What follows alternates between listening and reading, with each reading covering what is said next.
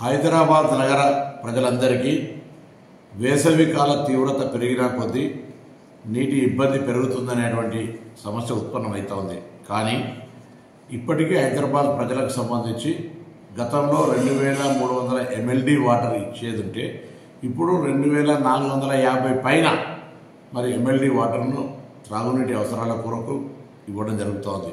కానీ భూగర్భ జలాలు వర్షాభావం వల్ల పడిపోయి మిగతా అవసరాలకు సంబంధించిన ఇబ్బంది వస్తున్నటువంటి మాట వాస్తవం.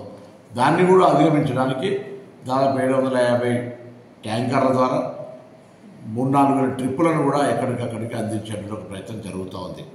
దాని ఇబ్బందిని తొలగించడానికి కూడా వెంటనే త్వరితగతిన రెస్పాండ్ అవ్వడానికి ఒక టోల్ ఫ్రీ నెంబర్ 155-313ని కూడా ఇవ్వడం జరుగుతోంది. హైదరాబాద్ ప్రజలకు త్రాగునీటికి సంబంధించిన సమస్య ఏ ఇబ్బంది ఉన్నా వెంటనే మరి సంప్రదించమని కోరుతాను. 24 డివిజన్ల ద్వారా ఏర్పాటు చేసుకొని సోర్స్ పరంగా ఎక్కడ ఇబ్బంది లేదు. నాగార్జున సాగర్ కావచ్చు, ఎల్లంపల్లి కావచ్చు, సింగూరు కావచ్చు, హిమాయత్ నగర్, ఉస్మాన్ సాగర్లో నీటి నిల్వలు ఉన్నాయి. ఆందోళన చెందే అవసరం లేదు.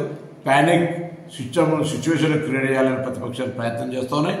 త్రాగునీటి అవసరాలకు సంబంధించి గతంలో ఏ విధంగానైతే మున్సిపల్ వ్యవస్థ ఇస్తుండేనో అంతకంటే ఎక్కువగానే నీళ్ళను డ్రా చేస్తూ ఉంది, డిస్ట్రిబ్యూషన్ చేస్తూ ఉంది.